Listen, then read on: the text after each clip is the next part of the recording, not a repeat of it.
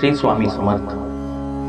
स्वामींनी रावजीच्या पूर्वजन्मांना मोठ्या प्रेमाने स्पर्श करीत त्याला या जन्मीच्या भविष्यातल्या रमल खुणा सांगितल्या। विशेषतः पूर्वजन्मातली मुलगी ही त्याची या जन्मी पत्नी आहे आणि तिच्या पोटी 3 श्रेष्ठ मुलगे जन्माला येणार आहेत। त्यातला शेवटचा वामन बुवा हा स्वामींचा चरित्रकार असेल हे ऐकून रावजी खरे तर आनंदाने बेहोश झाला होता। सभोवती जमलेल्या लोकांनी स्वामींचा जेव्हा जय जयकार केला तेव्हा लोकांना एक अपूर्व गोष्ट अनुभवायला मिळाली।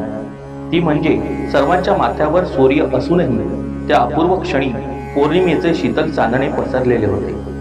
स्वामी पूर्व अवतारात श्री नृसिंह सरस्वती होते हे जेव्हा लोकांना कळले तेव्हा लोक त्यांना नृसिंह मुनी म्हणू लागला। या प्रसंगानंतर स्वामी भुऱ्याबुवांच्या अलौकिक आणि समाधानी प्रेमाखातर त्यांच्या घरी काही दिवस राहायला गेले। रावजी व त्यांची पत्नी स्वामींच्या पाठोपाठ गेली।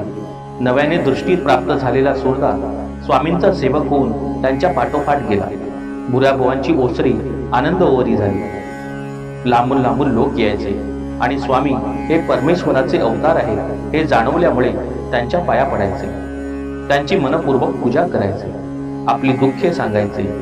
स्वामी प्रत्येकाच्या दुःखाला आपल्या उंजळीत घ्यायचे आणि दुःखाचे सुखात परिवर्तन करून त्यांचे आर्त भक्तांच्या भक्ती उंजळीत सुखाची शाश्वत फुले टाकायचे।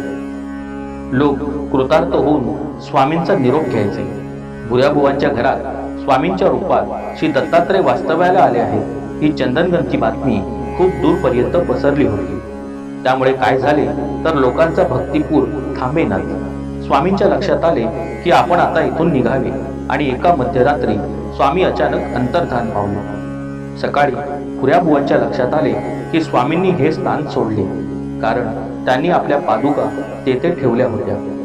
भुऱ्याबुवांच्या डोळ्यात स्वामी स्मरणाचे अश्रू उभे राहिले। श्री स्वामी समर्थ।